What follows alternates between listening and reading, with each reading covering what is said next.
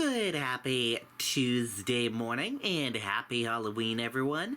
I'm Riley King and welcome to your Tuesday morning edition of your morning newscast right here on WRMK News 12. We have a lot of news to get to this Tuesday morning, so let's get started right now. First up, we are going to begin with a look at your weather.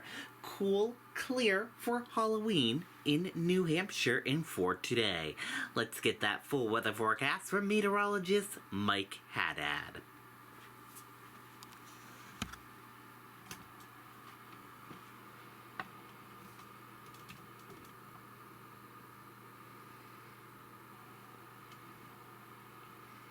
Frustrated with cable internet? It's time to cancel cable and move on to something better. Fidium Fiber Internet delivers more. Sign up today and get twice the speed of cable for the same price.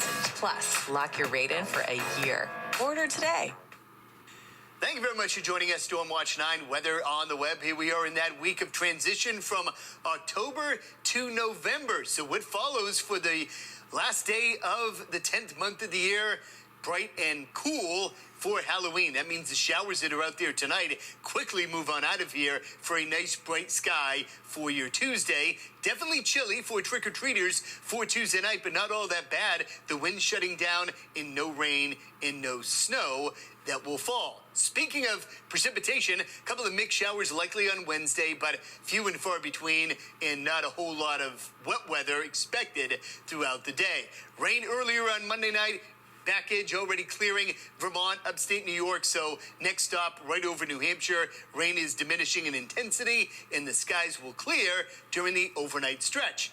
As for Tuesday, here it is. High pressure nosing in from the west takes over for bright skies all day long tomorrow, along with seasonally chilly air.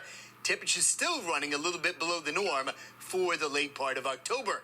Look at summer warmth earlier Monday evening from Raleigh-Durham down to Atlanta and Point South. That'll be squashed to our south as the cool air winds out even in the Carolinas during the day tomorrow. So showers out there earlier tonight, giving way to the clearing.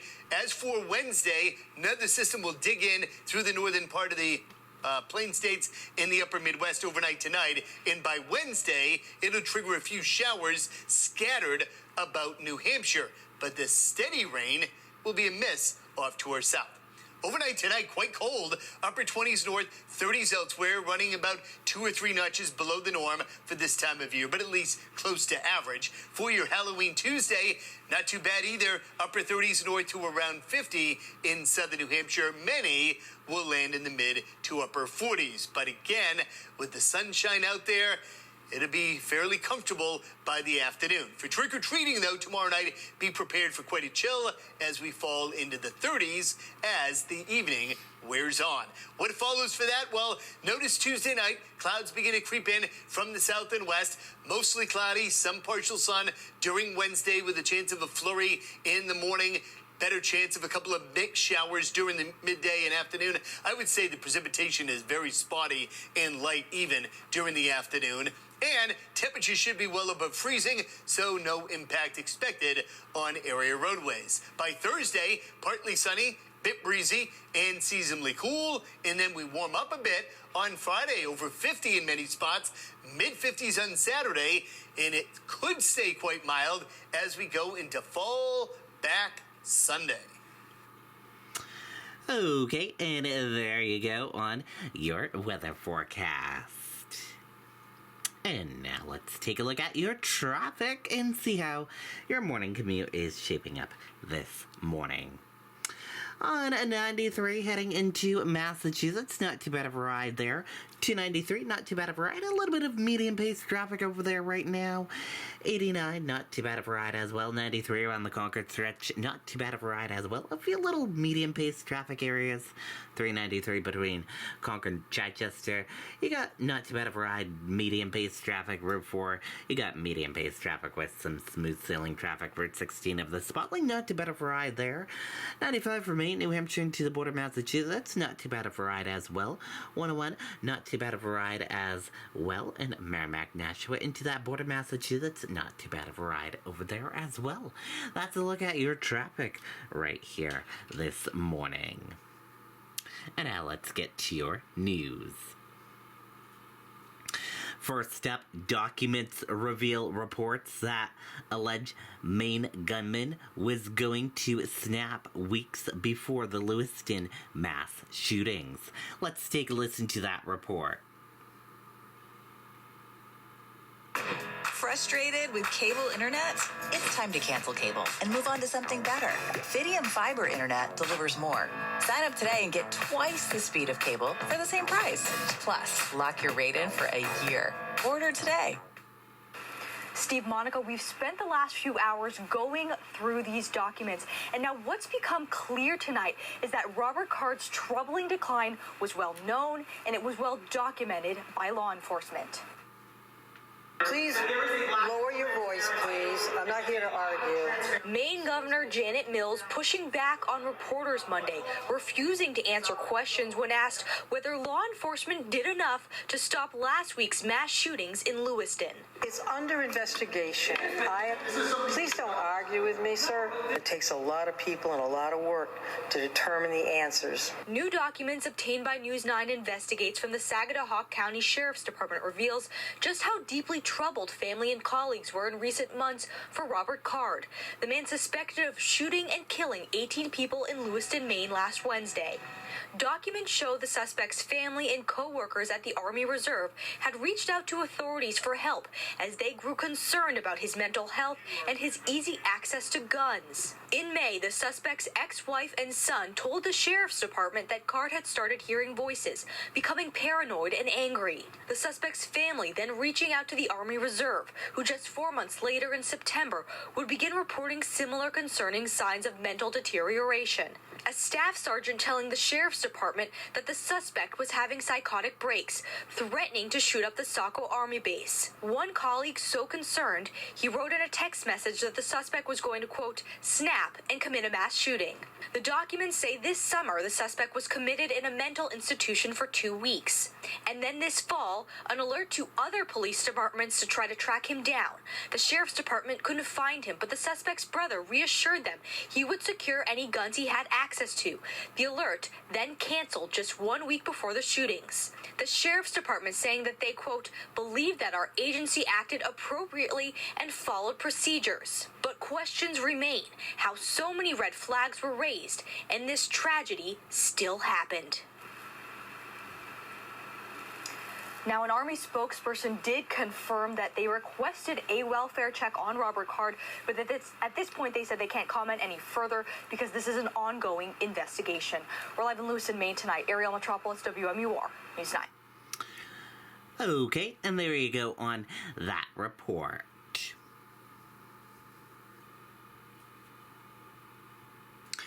Worldwide tributes pour in as Lewiston starts the healing process after mass shootings. Let's take a listen to that report from WMUR News 9. Frustrated with cable internet? It's time to cancel cable and move on to something better. Fidium Fiber Internet delivers more. Sign up today and get twice the speed of cable for the same price. Plus, lock your rate in for a year. Order today. It was like a registration every second. I just sat there and cried, bawled my eyes out. It was just, wow. From Australia to Germany, support pouring in for Lewiston, Maine. Players from across the world paying tribute, registering for the Schmeggies Halloween Cornhole Tournament organized by Joe Walker, now canceled after he and 17 others were killed. So people started posting from all over the country, posting pictures, tributes. John Clavette, a friend of Joe's and many of the other victims, touched by how the tributes took off. He was supposed to be at Schmeggies that night, and when he heard the news, he knew Joe was likely one of the first to take a bullet for someone else. Like a fight will break out, and Joe would he'd be in the middle of it in seconds. He was just fearless. So I knew, after seeing him do things like that, I knew he heard that first gunshot, and I'm sure he just got up straight for it. He was that kind of guy, just protecting everybody. The tight-knit group of friends in Lewiston coming together in the face of tragedy, remembering the faces of their friends now frozen in time. Everybody's just trying to help each other out, be positive, but, it's pretty devastating. And holding the ones still here closer to their hearts. They're just a shining light when I see people with a big hug. You're still here. Okay? That's huge. That still holds so much love, despite a long road of healing ahead. And certainly a long road ahead it will be. John says he's brainstorming ways to get support to the victims' families and survivors in this, because the trauma and pain will make this journey a very difficult one, but one they'll get through because they're Lewiston strong. In the studio, Marissa Tansino, WMUR News 9.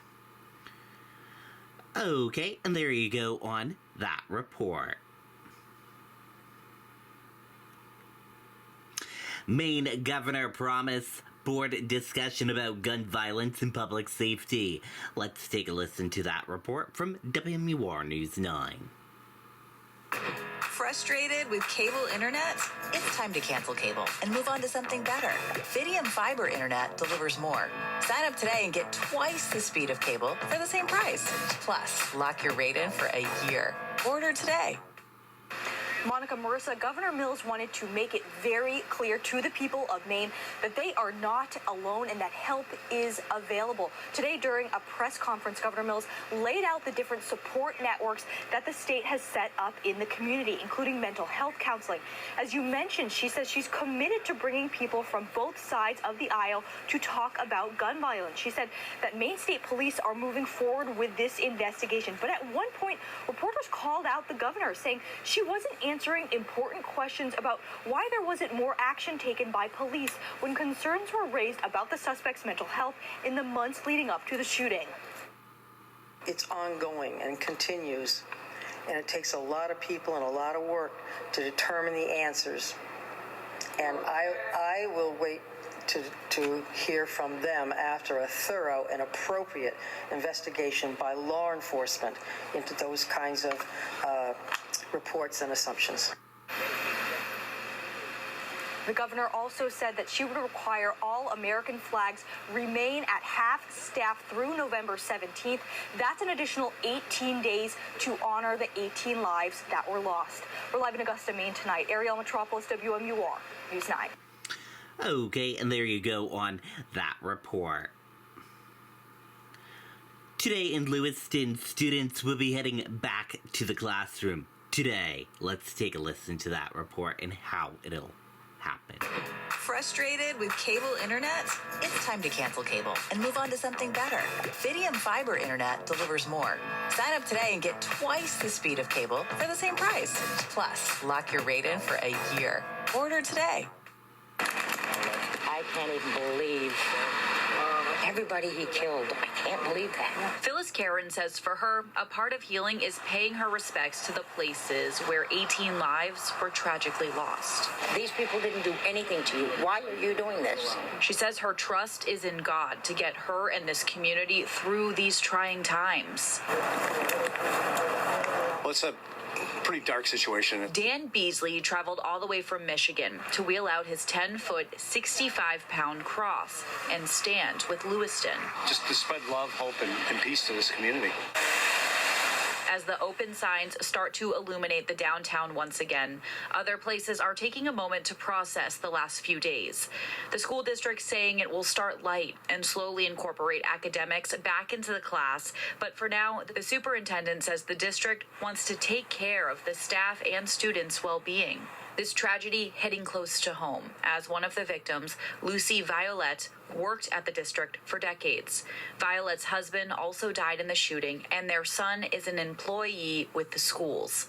As the schools and city try to find their road back to normal, some say the community will never be the same. I don't think anybody's going to feel the pain again, but hopefully we can recover and move on.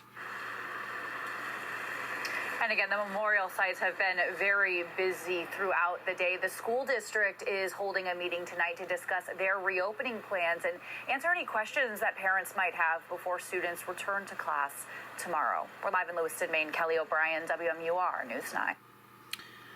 Okay, and there you go on that report. Funding approved for mostly underground transmission line to bring clean energy from Canada. Let's take a listen to that report from WMUR News 9. Frustrated with cable internet? It's time to cancel cable and move on to something better. Fidium Fiber Internet delivers more. Sign up today and get twice the speed of cable for the same price. Plus, lock your rate in for a year. Order today. New England has real challenges with the cost of electricity. Electricity has gotten expensive throughout the Northeast. And a large part of that stems from our inability to deliver affordable and reliable resources into the region. But the lack of infrastructure to supply New England is set to change with the Twin States Clean Energy Link. Federal funding has been approved for the mostly underground transmission line that travels from Canaan, Vermont to Londonderry for Canada and New England to share clean energy. It's a stamp of approval on the value that this project will bring to the New England region. 1,200 megawatts of hydro and wind energy will come to New England from a bi-directional line, so any extra solar or offshore wind energy can go back to Canada.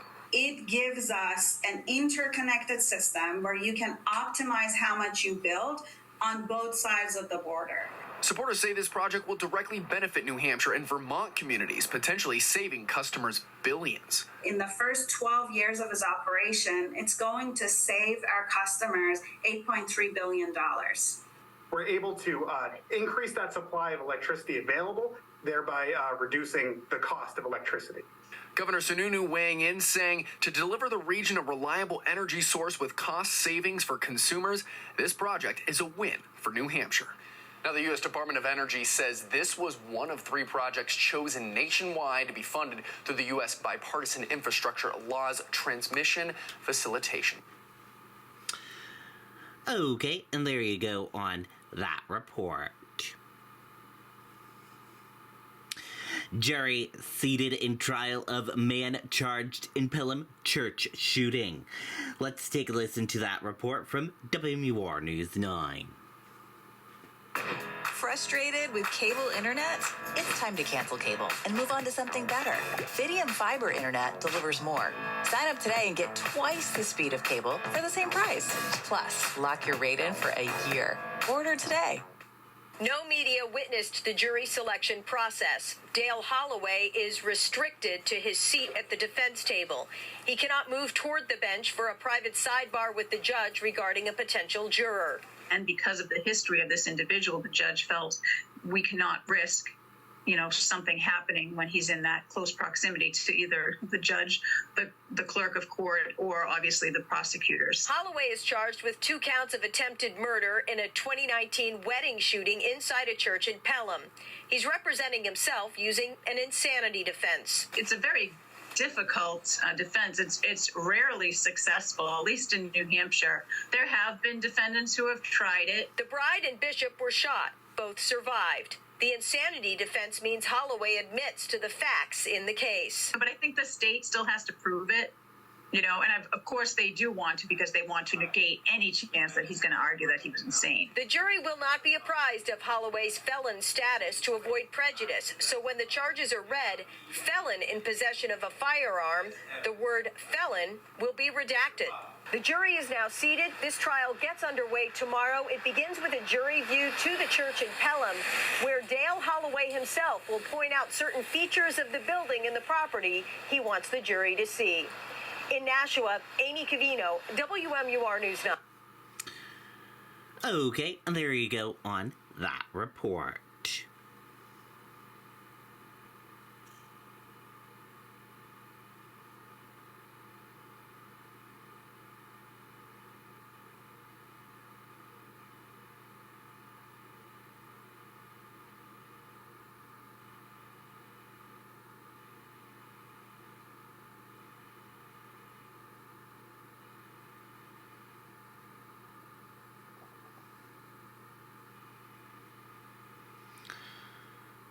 Gaza aid worker described terror of shelling.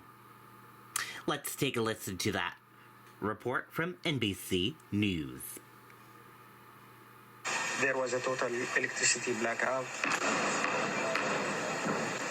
Darkness and explosions in the distance were the first signs for Mohammed Shalabi that things were changing in northern Gaza. This was all coupled with the rumors that the Israelis were about to have a very vast ground invasion. So you can imagine the level of anxiety that the people were living in. That night, the rumors became reality. We witnessed the most vicious attacks on the north of Gaza. They were aerial bombardments, naval fire, and border fire altogether. Every once in a while, the sky would turn into an orange color. We weren't sure whether those were targeting residential areas. We weren't sure whether those were targeting the borders. We were just hoping that this bombardment would never reach us. But hours later, it did. I was sitting with my kids on the sofa, and suddenly there was a huge explosion. A huge explosion. I've never heard this sound before. And my child, my daughter, Misk, she started screaming and panically, hysterically crying. I rushed outside immediately to see what was happening.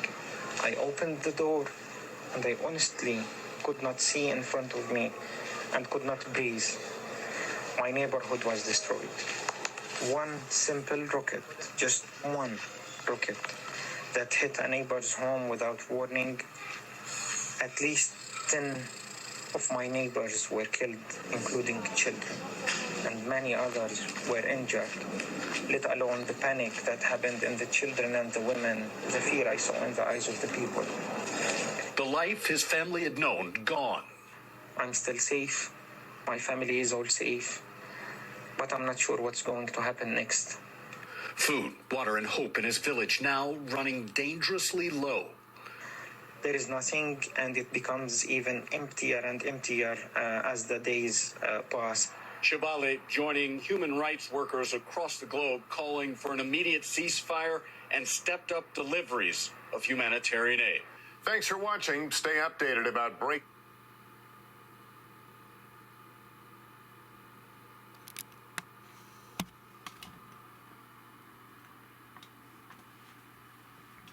Okay, and there you go on that report.